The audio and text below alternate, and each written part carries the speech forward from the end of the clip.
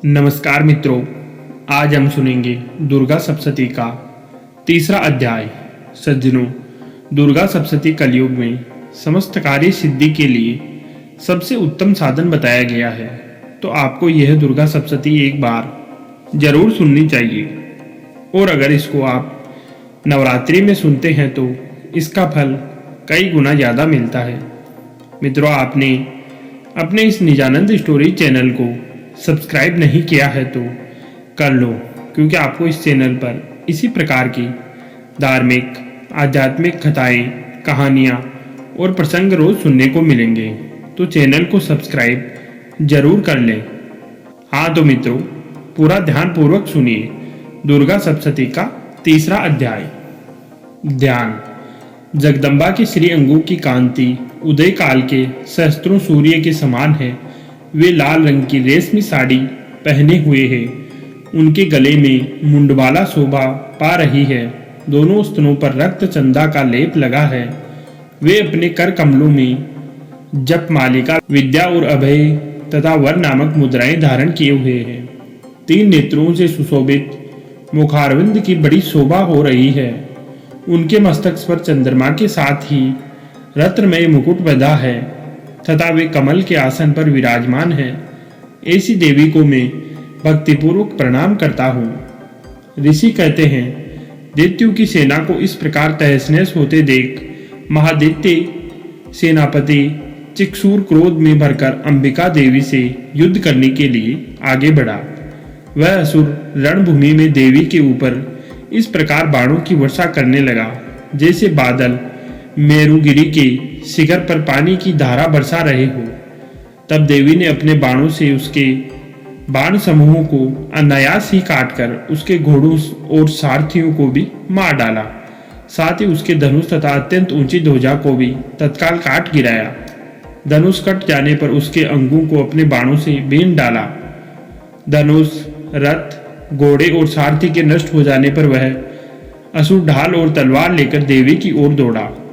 उसने तीखी धार वाली तलवार से सिंह के मस्तक पर चोट करके देवी की भी बाएं भुजा में बड़े वेग से प्रहार किया।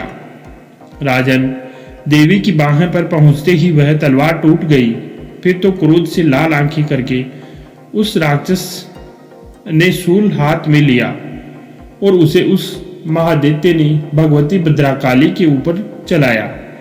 वह शूल आकाश से गिरते हुए सूर्य मंडल की भांति अपने तेज से प्रज्वलित हो उठा। उस शूल को अपनी ओर आते देख देवी ने भी शूल का प्रहार किया। उससे राक्षस के शूल के सैकड़ों टुकड़े हो गए। साथ ही महादैत्य चिक्षुर की भी धज्जियां उड़ गई। वह प्राणों से हाथ धो बैठा। महिषासुर के सेनापति उस महापराक्रमी चिक्षुर के मारे जाने पर देवताओं को पीड़ा देने वाला चामर हाथी पर चढ़कर आया। उसने भी देवी के ऊपर शक्ति का प्रहार किया, किंतु जगदम्बा ने उसे अपने हुंकार से ही आहत एवं निष्प्रभ करके तत्काल पृथ्वी पर गिरा दिया। शक्ति टूटकर गिरी हुई देख चामर को बड़ा क्रोध हुआ। अब उसने शूल चलाया, किंतु देवी ने उसे भी अपने बाणों द्वारा काट डाला। इतने में ही देवी का सिंह उछलकर हाथी के मस्तक पर चढ़ बैठा और उस दैत्य के साथ खूब जोर लगाकर बाहु युद्ध करने लगा। वे दोनों लड़ते लड़ते हाथी से पृथ्वी पर आ गिरे और अत्यंत क्रोध में भरकर एक दूसरे पर बड़े भयंकर प्रहार करते हुए लड़ने लगे। तदंतर सिंह बड़े वेग से आकाश की ओर उछला और उधर से गिरते समय उसने पंजों की मार से चामर का सिर धड़ से अलग कर दिया। इसी प्रकार उद्ग्र भी शिला और वृक्ष आदि की मार खाकर रणभूमि में देवी के हाथ से मारा गया तथा कराल भी दांतों, मुक्कों और थप्पड़ों की चोट से धराशायी हो गया। क्रोध में भरी हुई देवी ने गदा की चोट से उद्दत का कचुम्बर निकाल डाला। बिंदीपाल से वास्कल को तथा बाणों से ताम्र और अंधक को मौत के घाट उतार दिया। तीनों नेत्रों वाली परमेश्वरी ने त्रिशूल से उग्रास से उग्रवीर्य तथा महाहनु नामक दैत्यों को मार डाला। तलवार की चोट से विडाल के मस्तक को धड़ से काट गिराया। दुर्धर और दुर्मुख इन दोनों को भी अपने बाणों से यमलोक भेज दिया। इसी प्रकार अपनी सेना का संहार होता देख महिषासुर ने वैसे का रूप धारण करके देवी के गणों को त्रास देना आरंभ किया। किन्हीं को थूथुन से मारकर, किन्हीं के ऊपर खुरों का प्रहार करके, किन्हीं किन्हीं को पूंछ से चोट पहुंचाकर, कुछ को सिंगों से विदीर्ण करके, कुछ गणों को वेग से, किन्हीं को सिंहनाद से, कुछ को चक्कर देकर और कितनों को निश्वास वायु के झोंके से धराशायी कर दिया। इस प्रकार गणों की सेना को गिराकर वह असुर महादेवी के सिंह को मारने के लिए झपटा। इससे जगदम्बा को बड़ा क्रोध हुआ। उधर महापराक्रमी महिषासुर भी क्रोध में भरकर धरती को क्रोधने लगा तथा अपने सिंगों से ऊंचे ऊंचे पर्वतों को उठाकर फेंकने और गरजने लगा। उसके वेग से चक्कर देने के कारण पृथ्वी क्षुब्ध होकर फटने लगी। उसकी पूंछ के फटकार समुद्र सब ओरों से धरती को डुबोने लगा। हिलते हुए सिंगों के आघात से विदीर्ण होकर बादलों के टुकड़े टुकड़े हो गए। उसके श्वास की प्रचंड वायु के वेग से उड़े हुए सैकड़ों पर्वत आकाश से गिरने लगे। इस प्रकार क्रोध में भरे हुए उस महादैत्य को अपनी ओर आते देख चंडिका ने उसका वध करने के लिए महान क्रोध किया। उन्होंने पास फेंककर उस महान असुर को बांध लिया। उस महासंग्राम में बंध जाने पर उसने भैंसे का रूप त्याग दिया और तत्काल सिंह के रूप में वह प्रकट हो गया।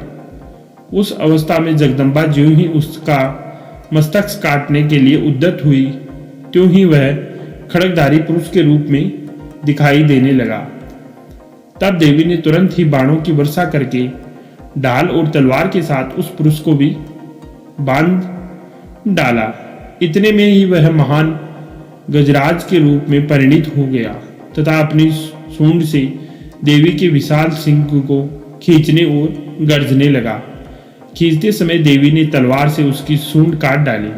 तब उस महादैत्य ने पुनः भैंसे का शरीर धारण कर लिया और पहले की ही माती चराचर प्राणियों सहित तीनों लोगों को व्याकुल करने लगा। तब क्रोध में भरी हुई जगन माता चंडिका बारंबार उत्तम मधु का पान करने और लाल आंखों के होने से मधु का पान तब क्रोध में भरी हुई जगन माता चंडिका बारंबार उत्तम मधु का पान करने और लाल आंखें करके हंसने लगी। उधर वह बल और पराक्रम के मद से उन्मत्त हुआ राक्षस गरजने लगा और अपने सींगों से चंडी के ऊपर पर्वतों को फेंकने लगा। उस समय देवी अपने बाणों के समूह से उसके फेंके हुए पर्वतों को चूर्ण करती हुई बोली।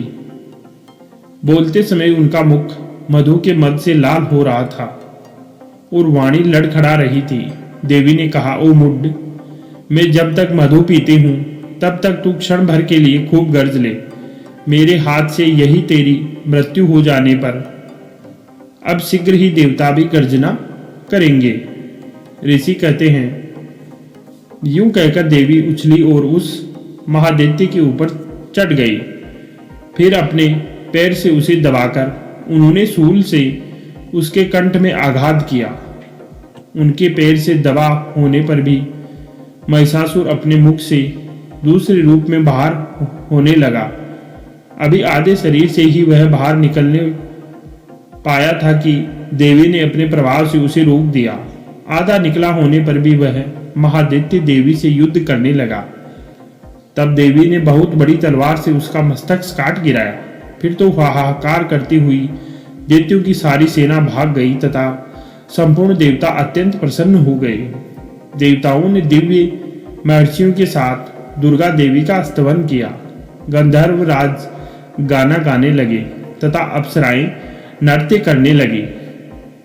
इस प्रकार श्री मार्कंडेय पुराण में सावर्णिक मनवंतर की कथाएं अंतर्गत देवी मातम्य में महिषासुर वध नामक तीसरा अध्याय पूरा हुआ।